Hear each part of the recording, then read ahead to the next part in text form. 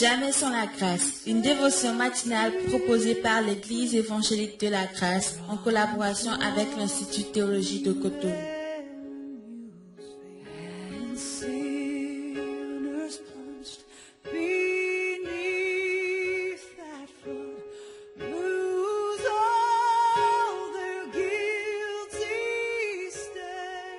Bonjour chers amis, chers internautes, nouvelle journée, bienvenue dans cette nouvelle dévotion, la dernière de cette semaine. Seigneur, nous te bénissons pour ta fidélité qui va jusqu'au bout des choses.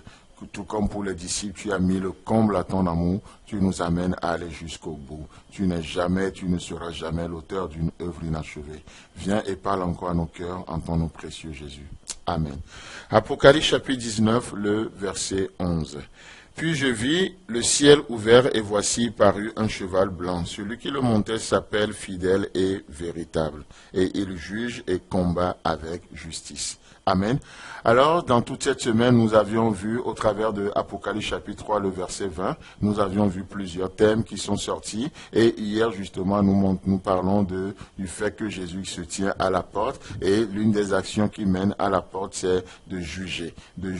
Et il juge avec équité, il juge avec justice. Et ici, Jean va avoir une vision. Dans cette vision, Jean va avoir le ciel ouvert. Chers amis, chers internautes, nous avons besoin de ça aujourd'hui. Que le ciel s'ouvre devant nous.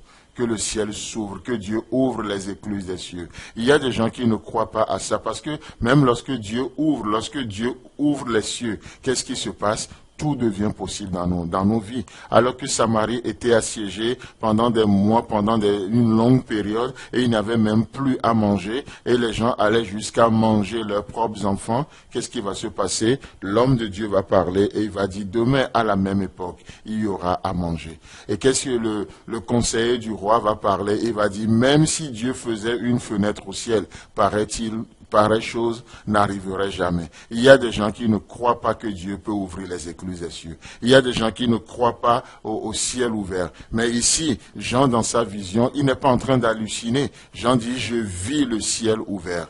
J'ai vu le ciel ouvert. Et ça, c'est ce que nous avons besoin aujourd'hui. Que Dieu ouvre les écluses des cieux dans nos vies. Que Dieu ouvre les écluses des cieux pour nos affaires. Qu'il ouvre les écluses des cieux pour nos relations. Qu'il ouvre les écluses des cieux pour que le ministère puisse aller loin. Qu'il ouvre les écluses des cieux. Que Dieu donne une vision.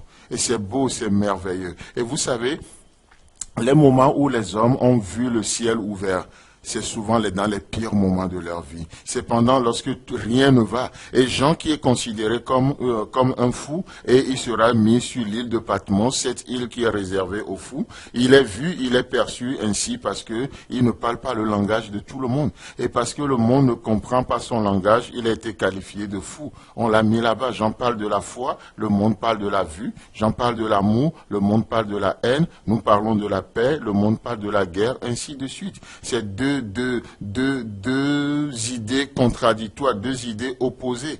Vous savez, et là, Jean dit, j'ai vu le ciel ouvert. Et nous pouvons aussi, en passant, nous pouvons parler de Étienne, cet érudit de la parole de Dieu, ce jeune avec un avenir extraordinaire. Il est versé dans les Saintes Écritures.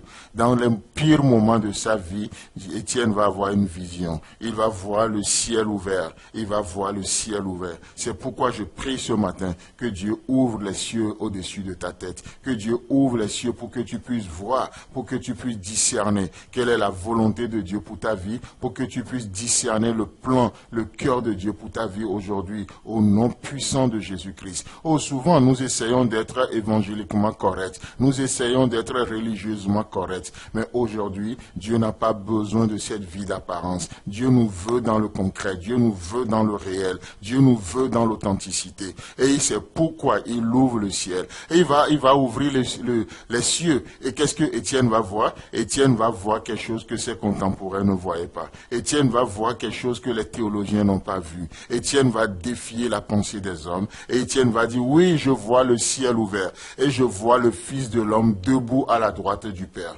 Alléluia. Alors que Doctrinalement parlant, tous nous disons le Fils de l'homme était assis à la droite du Père. Il a fini l'œuvre, il était assis. Mais Étienne va parler un autre langage. Non, le Fils de l'homme était debout. Et les gens vont boucher les oreilles. Les religieux ne peuvent pas supporter ça. Et ils vont boucher les oreilles. Et pourtant, le Fils de l'homme était debout à la droite du Père. Vous savez pourquoi? Parce qu'il y a un personnage important qui est en train de faire son entrée à la maison. Le tapis rouge est déroulé et Étienne doit marcher. Et c'est le Fils de l'homme s'est levé pour l'accueillir. Frères et sœurs en Christ, dans cette journée, oh, ma prière, c'est que le Seigneur ouvre les écluses des cieux pour que tu puisses voir la provision, pour que la provision te soit accessible au nom puissant de Jésus. Que le Seigneur vous bénisse. Je vous souhaite un agréable week-end et si Christ tarde à venir, on se retrouve la semaine prochaine.